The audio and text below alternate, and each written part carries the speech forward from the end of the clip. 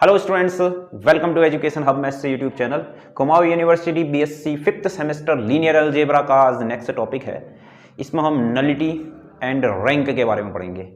Nullity और rank को पढ़ने के लिए आपको फाइनाइट डायमेंशन वेक्टर स्पेस आना चाहिए। ठीक है स्टूडेंट्स, तो सबसे पहले फाइनाइट डायमेंशन वेक्टर स्पेस आने के लिए आपको कुछ डेफिनेशन आनी चाहिए। आज ये डेफिनेशन के बारे में हम डिस्कशन करेंगे वेक्टर स्पेस की, जैसे लीनियर कॉम्बिनेशन है या फिर लीनियर इंडिपेंडेंट है, लीनियर डिपेंडेंट है, बेसिस है। इनके बारे में डिस्कशन करेंगे, तभी जाकर के समझ में आएगा। तो सबसे पहले आप लीनियर कॉम्बिनेशन की डेफिनेशन को आप नोट कीजिए, फिर उसके बाद मैं इसको समझाता हूं, फिर उसके बाद मैं लीनियर स्पान समझाऊंगा, फिर लीनियर इंडिपेंडेंट समझाऊंगा, फिर लीनियरली डिपेंडेंट समझाऊंगा, फिर बेसिस समझाऊंगा, फिर फाइनाइट डायमेंशन वेक्टर स्पेस समझाऊंगा। तब जाकर के हम पढ़ेंगे रैंक, फिर जाके हम पढ़ेंगे नलिटी, फिर जाकर हम पढ़ेंगे अपनी कुमाऊं यूनिवर्सिटी की 15 नंबर की थ्योरम, जो हर साल कुमाऊं यूनिवर्सिटी में 15 नंबर में लीनियर अलजेब्रा में आती है। तो सबसे पहले आप इसको नोट कीजिए स्टूडेंट्स।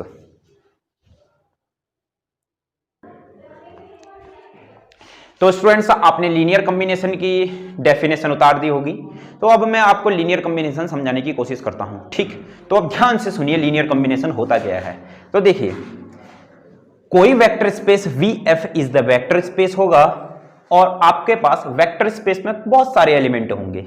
ठीक है ना। लीनियर का मतलब होता है कि भैया हर टर्म में सिर्फ, देखो वेक्टर स्पेस का लीनियर कॉम्बिनेशन है, तो इसका मतलब क्या, वेक्टर स्पेस के मतलब वेक्टर जिसमें वेक्टर होते हैं एलिमेंट के, उनका सिर्फ हर एक टर्म में एक एलिमेंट आना चाहिए, बस हो गया। यानी बात समझ, जैसे ये देखो, ये अल्फा 1 एक एलिमेंट आया, फिर एक तो है अल्फा 1 और अल्फा 2 कुछ नहीं आया। लीनियर का मतलब होता है एक्स वाई जेड में लीनियर का, जैसे हम लीनियर इक्वेशन हम बचपन से लिखते आए हैं। अगर हमसे कह देगा एक्स वाई जेड में लीनियर इक्वेशन लिखो, जैसे प्लेन की इक्वेशन होती थी, एक्स वाई जेड में क्या होती थी भैया, लीनियर होती थी। तो इसका मतलब क्या हो जाएगा, एक्स वाई जेड की जो पावर होंगी वो सिर्फ कितनी होंगी, 1 होंगी। यही वाली तो बात हो रही है। अब देखो, लीनियर कॉम्बिनेशन अगर हमसे कह रहा है वेक्टर स्पेस का लीनियर कॉम्बिनेशन है, तो इसका मतलब हर एक टर्म में वेक्टर के कितने और कितने एलिमेंट होने चाहिए, सिर्फ और सिर्फ एक एलिमेंट।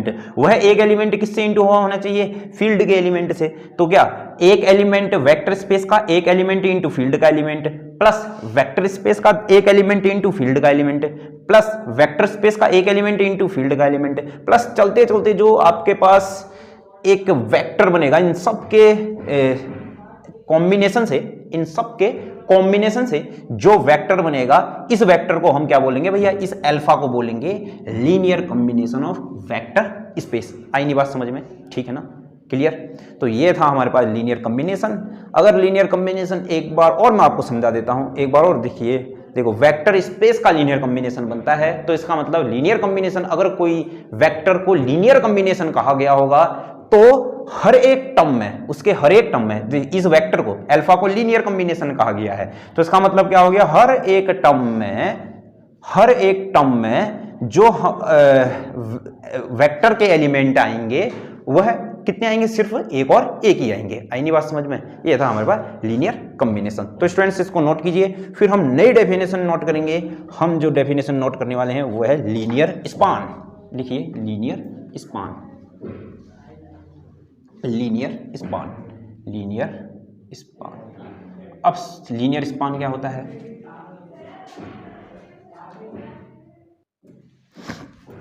तो स्टूडेंट्स लीनियर कॉम्बिनेशन के बाद एक नई डेफिनेशन आती है लीनियर स्पान की। लीनियर स्पान क्या होता है, देखिए VF is the vector space. VF आपके पास वेक्टर स्पेस होगा, SB एनी सबसेट VF का, देखो ऑफ V का सबसेट कोई S, ठीक है ना, तब then linear span of S, जो लीनियर स्पान ऑफ LS होगा उसको डिनोट करेंगे ऐसे, is the set of all linear combination of finite set of element S and is denoted by इतना। इसका मतलब क्या हुआ, देखो S कोई सबसेट है V का।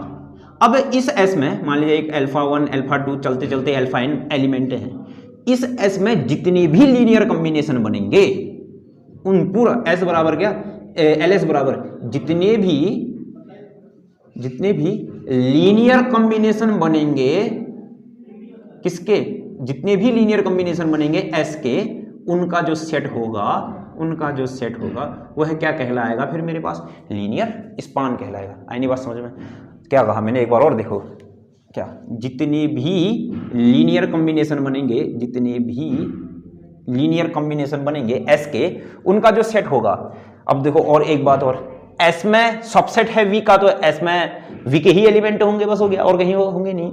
अब देखो, अब वी तो वेक्टर स्पेस है, जब से मान ले जाए इसमें क्या है, मेरे पास अल्फा 1 है, अल्फा 2 है, अल्फा 3 है, बस इतनी ही है, ठीक है ना। अब देखो a इंटू अल्फा 1 भी एक प्रकार का लीनियर कॉम्बिनेशन हुआ, क्यों, क्योंकि ये a इंटू अल्फा 1, अल्फा 1 तो आपके पास क्या है भैया, एलिमेंट है, अल्फा 1 किसका एलिमेंट हो गया आपके पास, v का एलिमेंट हो गया, v का, और सिर्फ एक एलिमेंट लिया है, v का एलिमेंट इंटू फील्ड का एलिमेंट, v का सिर्फ एक एलिमेंट लेना है, जो वेक्टर बनेगा वो भी तो लीनियर कॉम्बिनेशन होता है, मैंने आपको बात बताई है। ऐसे क्या आ जाएगा, a into alpha 1 plus b into alpha 2, ये भी एक प्रकार का लीनियर कॉम्बिनेशन हुआ कि नहीं, क्यों, हर एक टर्म में देखो, और हर एक टर्म में देख रहे हो तो सिर्फ जो हमारे पास v के एलिमेंट हैं वो कितने हैं, एक एक ही है नहीं। ऐसे ही क्या, a alpha 1 plus b alpha 2 plus c alpha 3, ये भी तो एक प्रकार का क्या हो गया, फिर मेरे पास लीनियर कॉम्बिनेशन हो गया। क्योंकि हर एक टर्म में जितने भी आपने v के एलिमेंट लिखे हैं वो सिर्फ और सिर्फ कितने एलिमेंट लिखे हैं, v के एक एक एलिमेंट लिखा है, लीनियर है, linear combination of vector space, मतलब वेक्टर स्पेस के कितने एलिमेंट है, हर एक टर्म में कितने लेने हैं, एक लेने हैं। और ऑब्वियस सी बात है, ये भी s का होगा, ये भी नहीं, सॉरी, ये भी v का होगा, ये भी v का होगा, और ये भी क्या होगा मेरे पास, v का हो गया। आई नहीं बात समझ में, जो लीनियर स्पान ऑफ s होगा, जितने भी s के लीनियर कॉम्बिनेशन बनेंगे वो सब के सब एलिमेंट किसके होंगे भैया, v के एलिमेंट होंगे। क्लियर है ना, इतनी लीनियर स्पान हो गया। अब सुनिए, फिर आप यहां से आता है, एक तो आता है लीनियरली डिपेंडेंट और एक आता है लीनियरली इंडिपेंडेंट, ये शायद आपने नोट कर लिया होगा, ठीक है ना। सुनो फिर, अब आता है एक लीनियरली डिपेंडेंट, अब लिखना फिर लीनियरली डिपेंडेंट, इंडिपेंडेंट लिखते हैं सबसे पहले, इंडिपेंडेंट। अब देखो लीनियरली इंडिपेंडेंट का मतलब क्या होगा, अब ध्यान से सुनो, अगर मान लिया जाए VF मेरे पास क्या है, लेट VF भी है वेक्टर स्पेस है, अगर मेरे पास VF वेक्टर स्पेस है, ठीक, तो अब देखो, तो इसका एक A1 alpha 1 plus A2 alpha 2 plus चलते चलते AN अल्फा n, आपने क्या लिखा, एक प्रकार का, अब vector space VF vector space है तो ये एक प्रकार का लीनियर कॉम्बिनेशन लिखा है कि नहीं, लीनियर कॉम्बिनेशन। अगर ये लीनियर कॉम्बिनेशन कहीं पर को जीरो हो गया, अब देखो जीरो तो सिंपल जीरो तो हो नहीं सकता, वेक्टर स्पेस में वेक्टर की आइडेंटिटी आएगी, तो इसका गहरा जीरो हो गया। अगर मान ले जाए VF वेक्टर स्पेस है और मेरे पास क्या हो गया कि भैया कोई लीनियर कॉम्बिनेशन जीरो हो जा रहा है, कोई लीनियर क्या कॉम्बिनेशन क्या हो जा रहा है, जीरो हो जा रहा है, एंड साथ साथ में और मेरे पास क्या होगा कि A1 A2 A3 चलते चलते चलते AN सबके सब क्या होंगे, जीरो होंगे, और A1 A2 A3 तो फील्ड के एलिमेंट होते हैं, सबके सब जीरो होते हैं होंगे, तब आपके पास क्या आएगा, तब देन VF इज द, तब क्या होगा, तब क्या होगा, तो तब अल्फा 1 से लेके अल्फा 2 से लेके alpha n is linearly independent होंगे, ठीक है ना। आई नहीं बात समझ में, तो ये जो जितने भी अल्फा 1 से अल्फा n तक का लीनियर कॉम्बिनेशन बना, ये लीनियरली इंडिपेंडेंट है। क्लियर, लीनियरली इंडिपेंडेंट होंगे। अब लिखना फिर लीनियरली डिपेंडेंट है, लीनियरली डिपेंडेंट के लिए क्या होगा आपके पास, VF is the vector space होगा और कोई लीनियर कॉम्बिनेशन जीरो हो गया, और साथ साथ में क्या हो गया, एंड वन और more AI does not is equal to zero, एक या फिर क्या उससे ज्यादा कोई does not is equal to zero हो जाता है, तब देन अल्फा 1 से लेकर के अल्फा n तक का R क्या होंगे मेरे पास, लीनियरली डिपेंडेंट होंगे। ये तो बहुत ही सिंपल है, बहुत ही जबरदस्त समझना होगा इसको, तभी हमको थ्योरम समझ में आने वाली है अगली। गहरा जीरो क्यों हुआ, कौन सा, ये क्यों हुआ गहरा जीरो, क्योंकि जो गहरा जीरो होता है वो आइडेंटिटी होती है वेक्टर स्पेस V की। अब देखो A1 इंटू अल्फा 1 ये किसका एलिमेंट हुआ, ये मेरे पास वेक्टर स्पेस का एलिमेंट हुआ कि नहीं, वेक्टर स्पेस का, क्यों, क्योंकि वेक्टर स्पेस में तो क्या होता है मेरे पास स्केलर मल्टीप्लिकेशन की क्वांटिटी इस प्रॉपर्टी होल्ड करता है, तो इसका मतलब क्या हुआ, A1 अगर फील्ड का एलिमेंट है, अल्फा 1 अगर V का एलिमेंट है, तो A1 इंटू अल्फा 1 जो बिलोंग्स टू करेगा वो आएगा किसमें, V का आएगा। सभी V के एलिमेंट आपस में ऐड होकर के जीरो बनाएंगे ना, सिंपल जीरो तो नहीं बनाएंगे, क्योंकि सभी दो V के एलिमेंट, दो V के आपस में एलिमेंट ऑपरेट हो रहे हैं, तो अपना ही तो एडिटिव आइडेंटिटी बनाएंगे, फील्ड की एडिटिव आइडेंटिटी थोड़ी ना बनाएंगे। नहीं आई बात समझ में, ठीक है ना। तो अब सुनना फिर, इतना अगर आपने लिख दिया है तो अब आता है इसके बाद बेसिस, नहीं आया समझ में। अब आता है इसके बाद बेसिस। अब सुनो बेसिस क्या होता है, ध्यान से देखेंगे बेसिस। बेसिस, अब देखो बेसिस जो होता है ना वो कोई सबसेट होता है। बेसिस क्या होता है, कोई सबसेट होता है। मान लीजिए मैंने कह दिया let S be any subset of V F. S क्या है, सबसेट है किसका, वी का।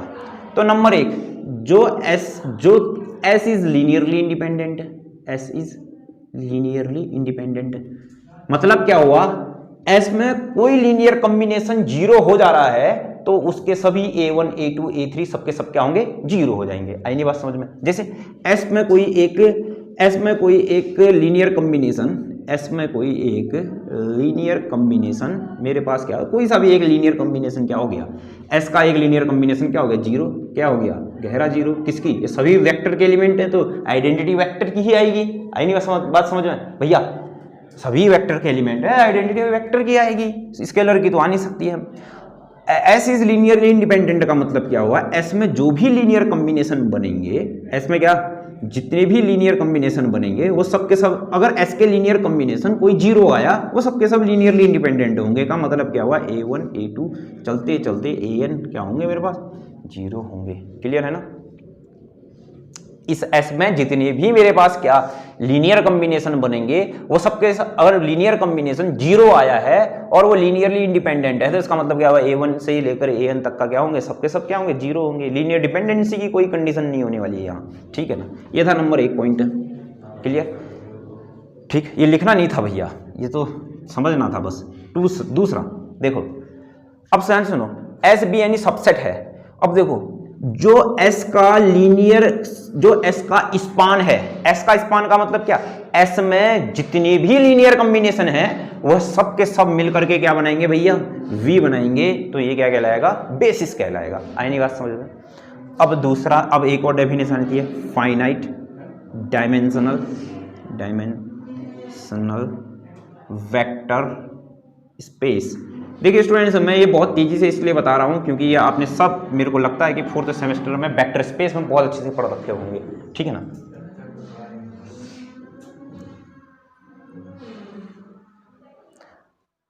फाइनाइट डायमेंशन वेक्टर स्पेस का मतलब क्या होता है। अब देखो, अगर मान लिया जाए मेरे पास क्या है, देखो अगर मैंने लिखा है let VF be finite dimensional vector space, अगर मैंने लिखा है let VF is the finite dimension vector space लिखा है तो इसका मतलब क्या हुआ, इस V के बेसिस में कितने एलिमेंट होंगे, फाइनाइट एलिमेंट होंगे। तो इसका मतलब क्या हुआ, V के बेसिस में फाइनाइट एलिमेंट का मतलब क्या हुआ, V में जो सबसेट होगा S, क्यों बेसिस है तो इसका मतलब S मान लीजिए, देखो चलो देखो V के बेसिस में कितने एलिमेंट होंगे, फाइनाइट एलिमेंट होंगे। तो इसका मतलब अभी S में कितने एलिमेंट होने वाले हैं मेरे पास, फाइनाइट एलिमेंट। इसका मतलब क्या हुआ, देखो V कोई एक मेरे पास क्या है, फाइनाइट डायमेंशन वेक्टर स्पेस है, तो इसका फाइनाइट डायमेंशन वेक्टर स्पेस है तो इसका मतलब कोई इसमें एक सबसेट होगा S, और ये S होगा, ये क्या बना रहा होगा, बेसिस बना रहा होगा। बेसिस का मतलब क्या हो गया, लीनियर स्पान ऑफ S किसके इक्वल आ रहा होगा, V के इक्वल आ रहा होगा। आई नहीं बात समझ में। इसको बहुत कम जगह लिखते हैं, इसी को लिखते हैं मेन, ये तो कोई दिक्कत नहीं है, तो होना ही है वाली बात होगी। यही होता है, मेन होता है कि LS is equal to V। अगर भी कोई फाइनाइट डायमेंशन वेक्टर स्पेस है तो कोई इसमें बेसिस होगा, बेसिस होने का मतलब वही सबसेट होगा, वह जो सबसेट होगा वह उसका लीनियर स्पान किसके इक्वल हो रहा होगा, V के इक्वल हो रहा होगा। इतनी बात आई नहीं समझ में। तो इस S में कितने एलिमेंट होंगे, अगर V finite dimension vector space है तो इस S में कितने एलिमेंट होंगे, फाइनाइट एलिमेंट होंगे। आई नहीं बात समझ में इतनी भी, ठीक है ना। ये मिटा दिया। अब देखो जैसे मैंने एक चीज लिखी ना, देखो मैंने लिखा, मान लिया जाए VF is the vector space of dimension 5। देखो 5 डायमेंशन का कोई वेक्टर स्पेस लिखा, तो डायमेंशन का मतलब क्या होता है कि इस V के बेसिस में कितने एलिमेंट होंगे भाई भैया, 5 एलिमेंट होंगे। आई नहीं बात समझ में, ठीक है ना। इस V का बेसिस का मतलब क्या हो गया, V का क्या होगा, कोई सबसेट होगा। और जो ये S होगा, ये पूरा का पूरा जो S होगा वो किसको बना रहा होगा भैया, V को बना रहा होगा। और इस S में कितने एलिमेंट होंगे, इस S में कितने एलिमेंट है, 1 2 3 4 और फिर कितने, 5 एलिमेंट होंगे। आई नहीं बात समझ में इतनी।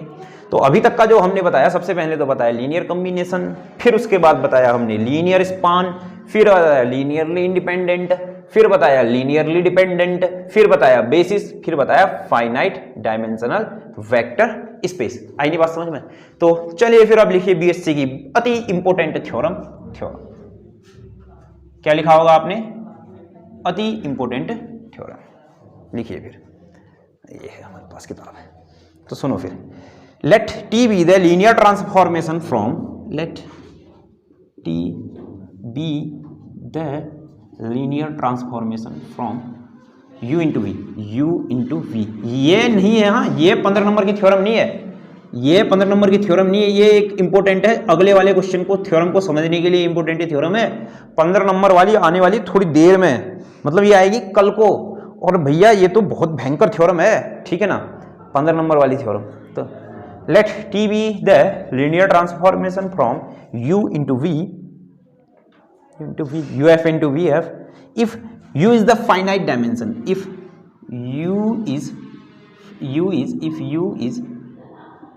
finite dimension, U is the finite dimensional, U is the finite dimensional, U is the finite dimensional, U is finite dimension, then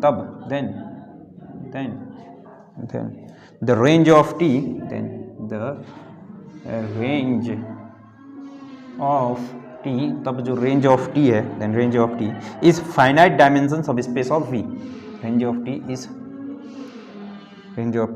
a finite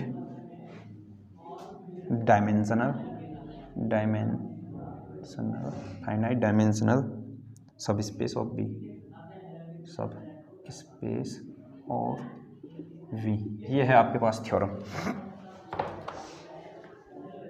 अब मैं बात करता हूँ इसके सॉल्यूशन की, इसके प्रूफ की। सॉल्यूशन थोड़ी ना होता है थ्योरम में, थ्योरम में तो प्रूफ होता है, इसके मैं प्रूफ की बात करता हूँ।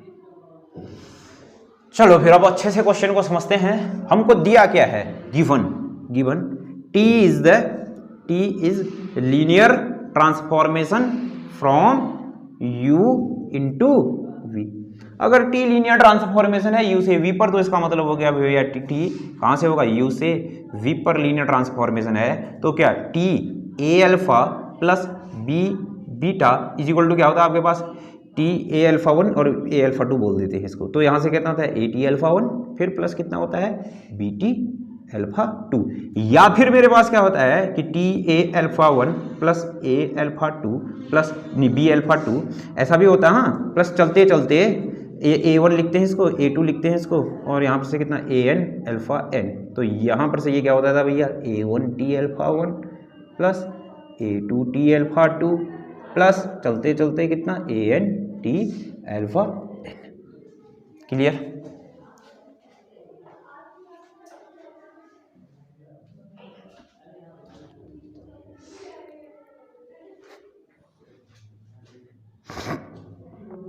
अब आगे बढ़ते हैं। अब सुनो फिर, ये तो सब आपने नोट कर लिया होगा स्टूडेंट्स मेरे हिसाब से।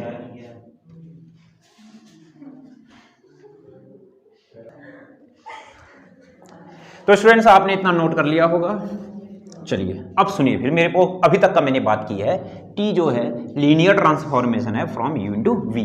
अब देखो क्वेश्चन आगे हो रहा है, U is the finite dimension. अब मुझे क्या कहना है, देखो अगला जो गिवन कहा है उसने, देखो U इज फाइनाइट डायमेंशनल कह रखा है, फाइनाइट डायमेंशन कह रखा है। इसका मतलब क्या हुआ, U अगर फाइनाइट डायमेंशन है तो इसका मतलब क्या, U का बेसिस में फाइनाइट एलिमेंट होंगे। U का बेसिस मैंने बोल दिया भैया, U का बेसिस का मतलब क्या, U का कोई सबसेट, U का कोई सबसेट मैंने S बोल दिया, तो इस S में कितने एलिमेंट होंगे, फाइनाइट एलिमेंट होंगे, अल्फा 1 अल्फा 2 चलते चलते कितना अल्फा n फाइनाइट एलिमेंट होंगे। आई नहीं बात समझ में, ठीक है ना। और साथ साथ में अगर u फाइनाइट डायमेंशन है तो इसका मतलब क्या हो जाएगा, जो लीनियर स्पान ऑफ s का जो भी लीनियर मतलब s में जितने भी लीनियर कॉम्बिनेशन होंगे वो सब क्या होंगे मेरे पास u होगा कि नहीं होगा, बराबर u होगा। अगर बेसिस है, फाइनाइट डायमेंशन है, देखो u फाइनाइट डायमेंशन है तो इसका मतलब क्या, u में कोई एक सबसेट s, u में कोई सबसेट s होगा जो बेसिस बना रहा होगा। बेसिस का मतलब क्या होगा कि जो ये सेट है, ये s है, इस s का जो लीनियर कॉम्बिनेशन होगा वह किसके इक्वल होगा, s में जितने भी लीनियर कॉम्बिनेशन होंगे वह सबके सब किसके इक्वल होंगे, u के इक्वल होंगे। इतनी तो बात ठीक है ना। और भैया s में मैंने अभी लीनियर कॉम्बिनेशन के s में जो एलिमेंट बोल दिए अल्फा 1 से लेकर के कितने अल्फा n तक का, आई नहीं बात समझ में, क्लियर है। तो अब ध्यान से सुनो फिर भैया, सुनो। अब मैंने कह दिया लेट एक एलिमेंट मैंने u का ले लिया, ठीक है ना। तो ये u का जो एलिमेंट होगा, क्या u का एलिमेंट इस, देखो u का एलिमेंट लिया है, u फाइनाइट डायमेंशन है तो u के बेसिस में फाइनाइट एलिमेंट होने वाले हैं। जो u के बेसिस में फाइनाइट, तो और जो लीनियर स्पान ऑफ s बनने वाला है, लीनियर स्पान ऑफ s का मतलब क्या है, s में जितने भी लीनियर कॉम्बिनेशन होने वाले हैं। तो देखो एक लीनियर कॉम्बिनेशन ऐसा भी तो होगा s का a1 alpha 1 plus a2 alpha 2 plus चलते चलते चलते कितना an अल्फा n, ठीक है ना। ये लीनियर एक लीनियर कॉम्बिनेशन ऐसा भी तो होगा ना। और जो ये लीनियर कॉम्बिनेशन होगा ये कुछ और नहीं, ये एलिमेंट किसका होगा, u का होगा। आई नहीं बात समझ में। तो इसको मैंने क्या बोल दिया भैया, अल्फा बोल दिया। आई नहीं बात समझ में इतनी, एक बार और देख लो। देखो मैंने क्या कहा, u फाइनाइट डायमेंशन है तो इसका मतलब क्या होगा, u में कोई एक बेसिस होगा, बेसिस में फाइनाइट एलिमेंट होंगे। बेसिस का मतलब क्या हुआ, u में कोई एक सबसेट होगा, सबसेट s में कितने एलिमेंट होंगे, फाइनाइट एलिमेंट होंगे। और जो सबसेट s, अब देखो बेसिस का मतलब हो गया कि सबसेट s में जितनी भी लीनियर कॉम्बिनेशन होंगे वो सब के सब मिलकर के क्या बनाएंगे, u बनाएंगे। आई नहीं बस लीनियर, अब देखो जितने भी लीनियर कॉम्बिनेशन होंगे s के सबके सब लीनियर कॉम्बिनेशन को मैं किससे लिखता हूं, ls से लिखता हूं। जो ls होगा वो कुछ और नहीं, वो क्या होगा मेरे पास, u होगा। अब देखो फिर s है, s में एक लीनियर कॉम्बिनेशन ये भी बना, और इस लीनियर कॉम्बिनेशन को मैं क्या लिख देता हूं भैया, अल्फा लिख देता हूं। और जहां अल्फा क्या होगा फिर भैया, where alpha is equal to आपके पास क्या होगा भैया, u होगा। आई नहीं बात समझ में इतना, ठीक है ना। इतना भी नोट कीजिए, फिर आपके पास ये गिवन था यहां पर से, ठीक।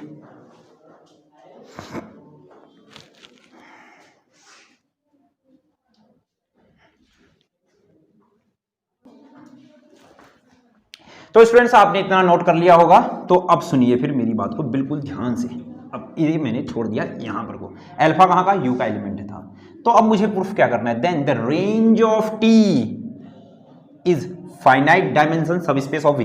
सब स्पेस ऑफ v तो है ही, क्योंकि रेंज जो होती है कल हमने पढ़ रखा है। जो रेंज होती है, आप पहले रेंज वाला वीडियो देख लीजिए, तभी जाके ये वीडियो देखिए। हमने पढ़ रखा है कि जो रेंज होता है वह क्या होता है, सब स्पेस ऑफ v होता है। परंतु मुझे क्या प्रूफ करना है, जो ये रेंज है ना, ये भी एक प्रकार का फाइनाइट डायमेंशनल है। मतलब प्रूफ, मुझे क्या प्रूफ करना है, तो ध्यान से सुनो। अगर अल्फा t कहां से है, u से v पर है। अगर अल्फा u पर है तो ऑब्वियस सी बात है टी अल्फा कहां पर को होगा, टी अल्फा मतलब बीटा, बीटा मतलब कहां पर को होगा भैया, रेंज पर होगा। मैंने ये रेंज वाली आप वीडियो देखी, उसका लिंक डिस्क्रिप्शन में मिल जाएगा आपको, उसको देख लीजिए स्टूडेंट्स। तो ये जो T alpha is equal to क्या होगा, बीटा होगा। बीटा क्या होगा भैया, आर टी पर होगा। इतना तो हमने पढ़ ही रखा था रेंज ऑफ टी की डेफिनेशन से, ठीक है ना। अब ध्यान से सुनो फिर। अब मैं क्या करता हूं ना, इस दोनों जगह मैं लीनियर ट्रांसफॉर्मेशन लगा देता हूं। तो यहां पर से तो कितना हो गया, टी अल्फा हो गया, बराबर कितना हो गया, जैसे ही मैंने इसमें लीनियर ट्रांसफॉर्मेशन लगाया तो क्या ये मेरे पास a1 T alpha 1 plus a2 T alpha 2 फिर प्लस चलते चलते कितना an टी अल्फा n होगा। इतनी भी बात आई नहीं समझ में। अब देखो टी अल्फा कुछ और नहीं है, टी अल्फा क्या है मेरे पास, बीटा है। क्यों, और बगल में हम इसका कारण मैं यहां पर लिख दूंगा इतना सारा, टी अल्फा मेरे पास क्या है भैया, बीटा है। तो यहां पर से कितना आ जाएगा, फिर देखो a1 टी अल्फा 1 प्लस कितना आ जाएगा a2 टी अल्फा 2 फिर प्लस कितना आ जाएगा मेरे पास an टी अल्फा n। अब ध्यान से सुनना मेरी बात को, सुनो। यहां पर से पहले ये लिखा मैंने, सबसे पहले ये लिखना, फिर ये।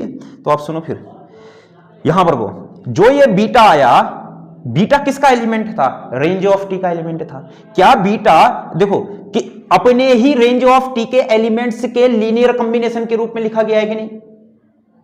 जो बीटा आया है, बीटा किसका एलिमेंट्स है, खुद सोचो, रेंज का एलिमेंट है। और जो रेंज का एलिमेंट है वो है क्या, अब देखो टी अल्फा 1 टी अल्फा 2 ये सभी रेंज के ही तो एलिमेंट थे कि नहीं? तो ये T alpha 1 T alpha 2 T alpha n जितने भी हुए, मतलब जो रेंज का एलिमेंट था अपने ही लीनियर कॉम्बिनेशन के रूप में लिखा गया है।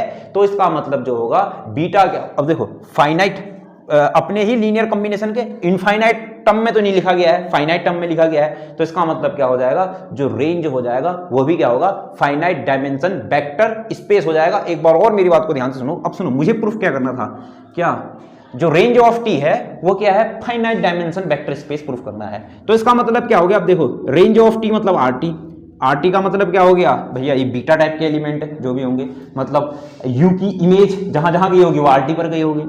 तो इस आर टी में, R T finite dimension vector सब स्पेस है, तो इस आर टी में कोई सबसेट एस होगा, ठीक है ना। और जो सबसेट एस होगा वो सबसेट मैंने कह दिया अभी भैया आर टी का सबसेट एस है, तो इसका मतलब टी अल्फा 1 कहा, फिर कितना कहा टी अल्फा 2 कहा, चलते चलते मैंने कितना कह दिया टी अल्फा n कह दिया। आई नहीं बात समझ में?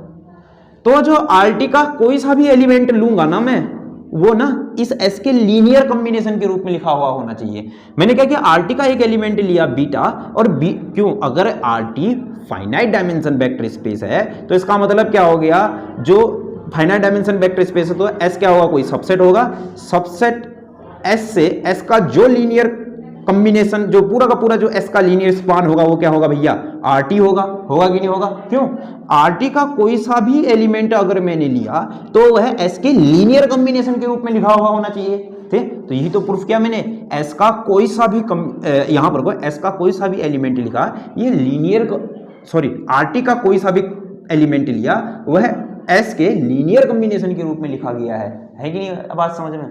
तो इसका मतलब क्या हो जाएगा, R T is the finite dimensional vector space.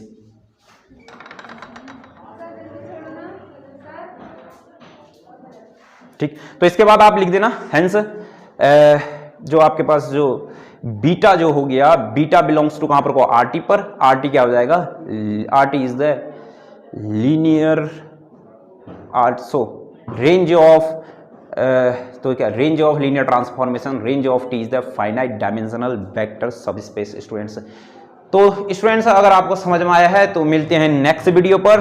तो